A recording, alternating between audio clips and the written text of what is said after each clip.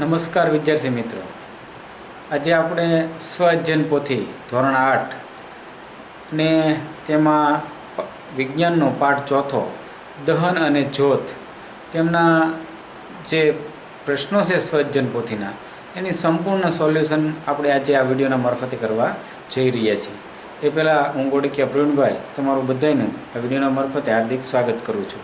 અને આપણે આ જે સોલ્યુશનના એટલે કે દહન અને જ્યોતના જે પ્રશ્નો છે એનું સંપૂર્ણ સોલ્યુશન આપણે કરીશું. મને આશા છે કે તમને બધાને આ વિડીયો ગમશે. જો તમે ચેનલમાં નવા હો તો ચેનલને સબસ્ક્રાઈબ કરો, જો જૂના હો તો લાઈક શેર કરી અને અન્ય સુધી પહોંચાડો. તો આપણે વધારે ટાઈમ નહીં બગાડતા જોઈએ આ પાઠના સંપૂર્ણ સ્વાધ્યાયના સોલ્યુશન.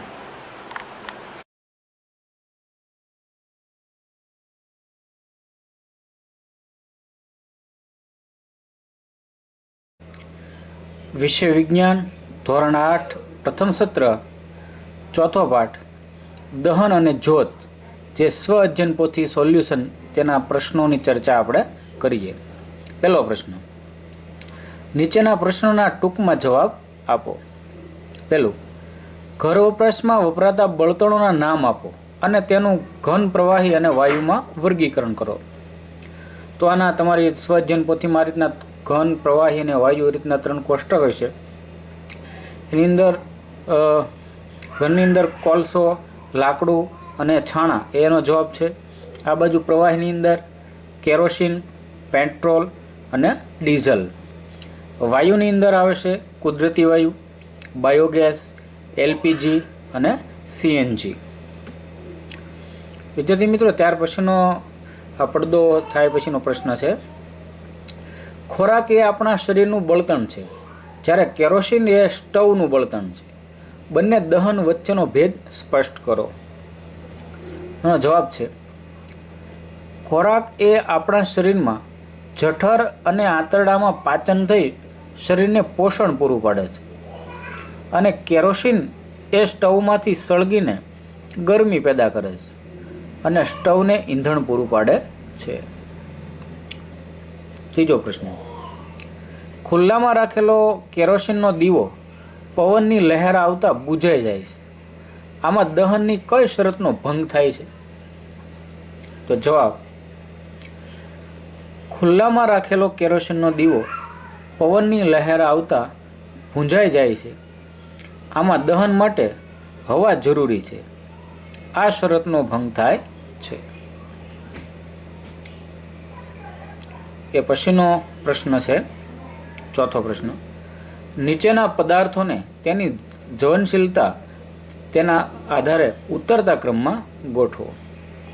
એમાં પ્રશ્ન છે પેટ્રોલ, એલપીજી, કાગળ, લાકડું, કેરોસીન અને છાણા. એનો જવાબ જો જોઈએ આપણે ઉતરતા ક્રમમાં તો સૌથી પહેલાં કાગળ આવશે, પછી એલપીજી, કેરોસીન, પેટ્રોલ, લાકડું અને છેલ્લે છાણા. વિદ્યાર્થી મિત્રો, પ્રશ્ન અને જવાબના કલર અલગ અલગ ફોન્ટની અંદર આપેલા છે, એટલે જેથી કરી તમને વધારે ખ્યાલ આવશે. પાંચમો પ્રશ્ન, દહન માટેની શરતો નક્કી કરવા તમે કઈ પ્રવૃત્તિઓ કરશો? તો આન્સર છે, દહન માટેની શરતો નક્કી કરવા અમે મીણબત્તીને ગ્લાસ ઢાંકવાથી મીણબત્તી બુઝાઈ જાય છે, લીલા લાકડાને સળગાવવાથી વગેરે જેવી પ્રવૃત્તિઓ કરશું. છઠ્ઠો પ્રશ્ન છે, વિસ્ફોટક દહન કેવી રીતે થાય છે તે ઉદાહરણ આપી સમજાવો. આનો જવાબ છે, કોઈ પદાર્થ ગરમી, પ્રકાશ અને ધ્વનિ સહિતની પ્રક્રિયા સાથે સળગે તેને વિસ્ફોટક દહન કહેવાય છે. દાખલા તરીકે બોમ્બનું ફૂટવું. તમે પડદો અટે છે જોઈ શકો છો. પછીનો પ્રશ્ન સાતમો છે, કેલરી મૂલ્ય શું છે તે કેવી રીતે નક્કી કરવામાં આવે છે?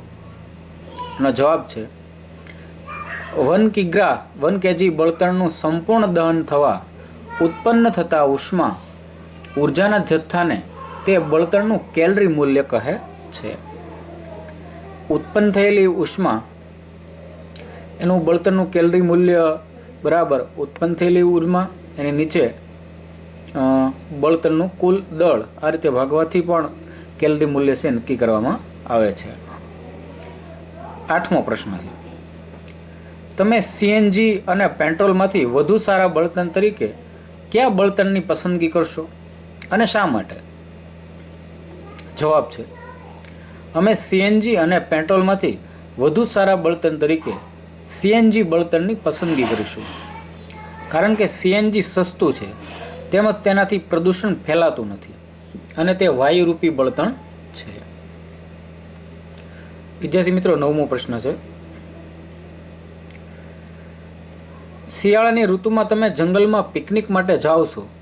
જંગલમાં આગ ન લાગે તે માટે તમારે કઈ કઈ બાબતોની કાળજી રાખવી પડે? તો એનો જવાબ છે, પિકનિક દરમિયાન સાથે જ્વલનશીલ વસ્તુ ન લઈ જવી જોઈએ. જંગલમાં રસોઈ બનાવવાનું ટાળવું જોઈએ જેથી આગ ન લાગે.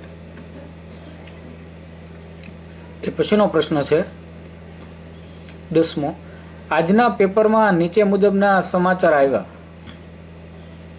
જંગલમાં આગ લાગવાથી કુદરતી સંપત્તિને ભારે નુકસાન થયું. જંગલમાં આ ઘટના થવાનું કારણ શું હોઈ શકે? તો એનો જવાબ છે, એક તો જંગલમાં વૃક્ષો અને ઘાસ હોય છે. બીજું, વૃક્ષોના ખરી પડેલા પાંદડા સમય જતાં સુકાઈ જાય છે. પછી ઉનાળાની ઋતુમાં સખત ગરમી દરમિયાન જંગલમાં કેટલીક જગ્યાએ ઘાસ અને પાંદડા સળગી ઉઠે છે. ચોથું છે, અને સળગેલા ઘાસ અને પાંદડામાંથી આગ વૃક્ષોમાં ફેલાય અને ખૂબ જ ઝડપથી આખા જંગલમાં આગ ફેલાઈ જાય છે. તો આ એનું કારણ હોઈ શકે. 5મું પણ છે, ક્યારેક વૃક્ષોની ડાળીઓ સામસામે ઘસાવાથી પણ આગ લાગે છે. એ પછી 6ઠું, જંગલમાં આગ લાગતી આગને દાવાનળ કહેવાય છે અને આ આગ બુઝાવવી ખૂબ જ મુશ્કેલ ભરેલી છે. 11મો પ્રશ્ન, લોકો ઘણી વખત શિયાળામાં પોતાના ઘરમાં સળગતો અગ્નિ રાખે છે. તો તમારે ઘરની એકાદ બારી ખોલી રાખવી જોઈએ. શા માટે? જવાબ, ના. કારણ કે બારી ખુલ્લી રાખવાથી ઘરમાં રહેલી ગરમી બહાર જતી રહે છે અને ઘરમાં ઠંડી વધી જાય છે. તેથી લોકો ઘણી વખત શિયાળામાં પોતાના ઘરમાં સળગતો અગ્નિ હોય ત્યારે બારી બંધ રાખે છે. 12મો પ્રશ્ન, વિશાલ કસનળીમાં ઝડપથી પાણી ગરમ કરવા માંગે છે. જ્યોતના વિવિધ ભાગો જોઈ તે મૂંઝાઈ જાય છે. કયા ભાગમાં કસનળી રાખવાથી પાણી ઝડપથી ગરમ થશે? તમે તેને શું સલાહ આપશો? જવાબ, કસનળીને જ્યોતના સૌથી બહારના વિસ્તારમાં રાખવાથી પાણી ઝડપથી ગરમ થશે. જે જ્યોત ભૂરા રંગની હોય છે તેથી સૌથી બહારના ભાગમાં રાખવાની સલાહ આપીશ. 13મો પ્રશ્ન છે, નીચેના વિધાનો માટે સાચો વિકલ્પ પસંદ કરો. પહેલું વિધાન છે, પાણી એક સારો અગ્નિશામક છે કારણ કે તે લાકડા જેવા બળતણનું તાપમાન તેના જ્વલન બિંદુ કરતાં નીચું લાવે છે. બીજું વિધાન છે, પાણી વિદ્યુતથી લાગેલી આગ ઓલવવામાં લાગે છે. ત્રીજું વિધાન, માટી અને રેતી તેલ દ્વારા લાગેલી આગને ઓલવવામાં ઉપયોગી છે. તો આની અંદર અ, બ, ક અને ડ એવા વિધાન છે. એમાં ક વિભાગ એટલે કે વિધાન 1 અને 3 આ વિધાન છે યોગ્ય છે. એ પછીનો સ્ક્રીન ઉપરનો પ્રશ્ન છે 14મો, ઘન બળતણ કરતાં પ્રવાહી અને વાયુ સ્વરૂપના બળતણ વધુ ફાયદાકારક છે. કારણ કે તો પહેલું એમાં, ઘન બળતણ કરતાં પ્રવાહી અને વાયુ સ્વરૂપના બંને કાર્યક્ષમતા ઊંચી હોય છે. ઘન બળતણ કરતાં પ્રવાહી અને વાયુ સ્વરૂપ બળતણના કેલરી મૂલ્ય ઊંચા હોય છે. ઘન બળતણ કરતાં પ્રવાહી અને વાયુ બળતણને સંગ્રહ કરવા સરળ છે. તે ઓછી જગ્યા રોકે છે. એ પછી પ્રવાહી અને વાયુ બળતણનું સંપૂર્ણ દહન થાય છે. તેમના કોઈ અવશેષો બાકી રહેતા નથી. આ જે વિધાનો છે એની અંદર વિધાન નંબર 2, 3 અને 4 એ ખરેખર ફાયદાકારક છે, યોગ્ય છે. એ પછી વૈજ્ઞાનિક કારણ આપો, એમાં 15મો પ્રશ્ન. પાણી ભરેલો કાગળનો કપ મેળવતી જ્યોતને અડવા મીણબત્તીની જ્યોતને અડવા છતાં થકતો નથી, તો એનો જવાબ છે કાગળના કપમાં પાણી ભરી તેને મીણબત્તીની જ્યોત પર ગરમ કરતા કાગળનો કપ ગરમ થાય છે. કાગળના કપમાં પાણી હોવાથી કપ પોતાને મળતી ગરમી પાણીને આપે છે. આમ કપને મળતી ગરમીથી પાણી ગરમ થાય છે. ત્રીજું વૈજ્ઞાનિક કારણ છે કાગળનો કપ સળગવા માટે જરૂરી જ્વલનબિંદુ જેટલું તાપમાન પ્રાપ્ત કરી શકતો નથી, તેથી કાગળનો કપ સળગી જતો નથી. 16મો છે પ્રશ્ન. સોની દાગીના બનાવવા માટે મીણબત્તીની જ્યોતના કયા વિસ્તારનો ઉપયોગ કરે છે અને શા માટે? તો એનો જવાબ છે સોનું પીગળવા માટે સોની મીણબત્તીની જ્યોતના મધ્ય વિસ્તારનો ઉપયોગ કરે છે.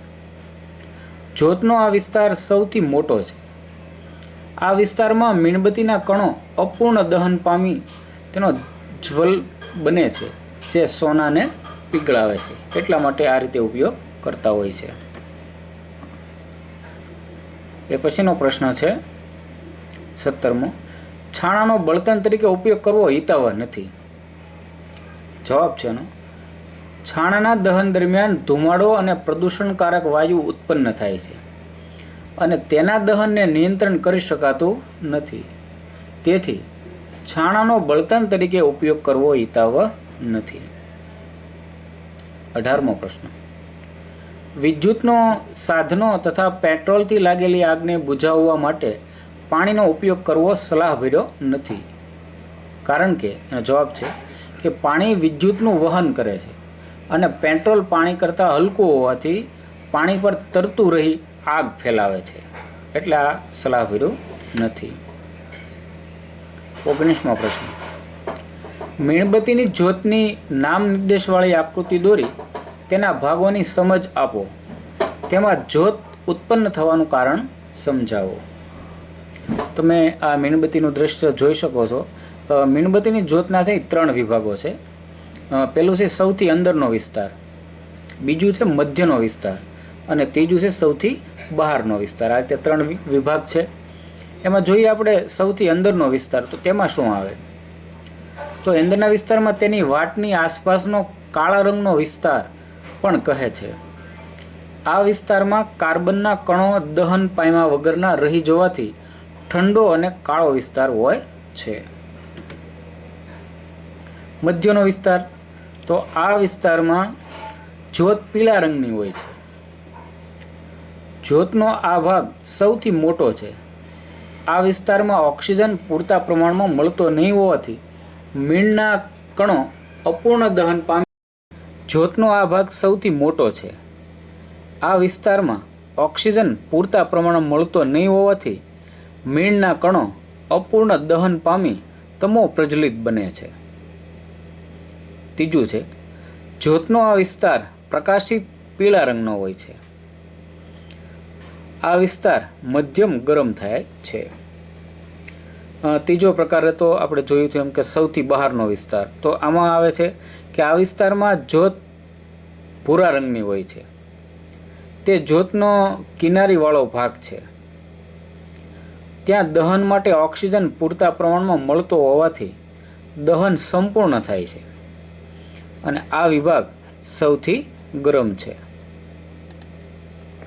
20મો પ્રશ્ન છે આગને નિયંત્રિત કરવાના ઉપાય સૂચવો.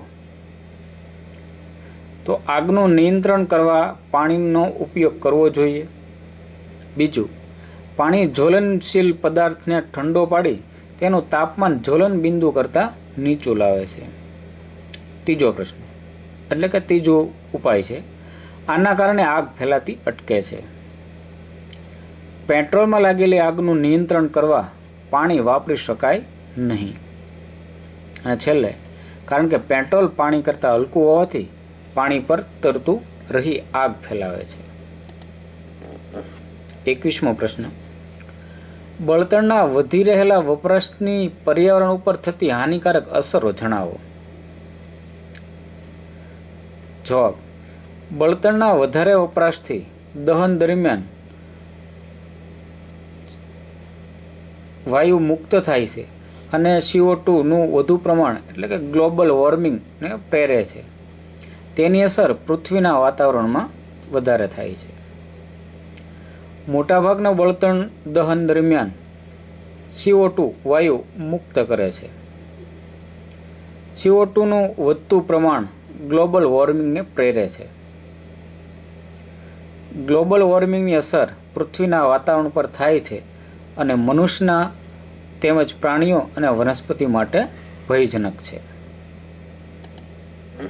22મો પ્રશ્ન છે, દહન માટે હવા જરૂરી છે તે સમજાવતા પ્રયોગનું વર્ણન કરો. તો પ્રયોગ માટે હેતુ, સાધનો, પદ્ધતિ એ બધું હોય છે. એમાં હેતુ જોઈએ તો દહન માટે હવા જરૂરી છે. પ્રયોગના સાધનોની ચર્ચા કરીએ તો મીણબત્તી, દિવાસળી, લાકડાના ટુકડા, કાચની ચમચી ને અન્ય પદાર્થો. તમે જોઈ શકો આકૃતિ 1, આકૃતિ 2, આકૃતિ 3. એની પદ્ધતિ જોઈએ આપણે. મીણબત્તી સળગાવીને ટેબલ ઉપર મૂકો.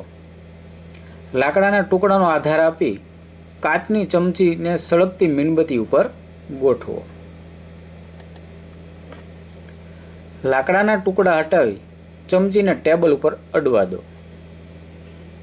હવે ચીમની પર કાચની ચમચી મૂકીને અવલોકન કરો. અવલોકન જોઈએ. આકૃતિ પહેલાનું અવલોકન છે કે જ્યોત સળગાવવાનું ચાલુ રાખે છે. આકૃતિ 2, મીણબત્તી અસ્થિર જ્યોતથી સળગે છે અને ધુમાડો ઉત્પન્ન કરે છે. અને આકૃતિ 3ની અંદર જોઈએ તો મીણબત્તી બુઝાઈ જાય છે. હવે આનું તારણ જોઈએ આપણે. તો તારણમાં પહેલું તારણ એવું છે કે લાકડાના ટુકડા પર ચીમની ગોઠવવાથી હવા નીચેથી દાખલ થાય છે અને મીણબત્તી સળગે છે. બીજું, ચીમની ટેબલને અડીને ગોઠવતા હવા નીચેથી દાખલ થઈ શકતી નથી. ત્રીજું તારણ, ચીમની પર તકતી મૂકતા હવા બિલકુલ ન મળતા મીણબત્તી બુઝાઈ જાય છે. આ પ્રવૃત્તિ જોઈએ આપણે. તારણ બાદ પ્રવૃત્તિ જોઈએ. અગ્નિશામક સિલિન્ડરની કાર્યપદ્ધતિ સમજ મેળવો. અગ્નિશામક પદાર્થ તરીકે માટી, રેતીના ઉપયોગની પ્રેક્ટિકલની સમજ મેળવો. વાહનોના એન્જિનમાં કારીગરની મુલાકાત ગોઠવના અને દહનની કાર્યપદ્ધતિ સમજવી. જેના માટે વાહનોના દરેક વાહનોના જે એન્જિનમાં જે પદાર્થ આવે તે સમજવાનો પ્રયત્ન કરવો. તો આ રીતે આપણે દહન અને જ્યોત વિજ્ઞાનનું સ્વ અધ્યયન પોથીનો આખો વિડીયો છે એ જોવાનો પ્રયત્ન કરેલો છે. તો તમે બધાએ પૂરો વિડીયો જોયો એ બદલ હું વડકિયા પ્રવીણભાઈ એ તમારો બધાનો આભાર માનું છું.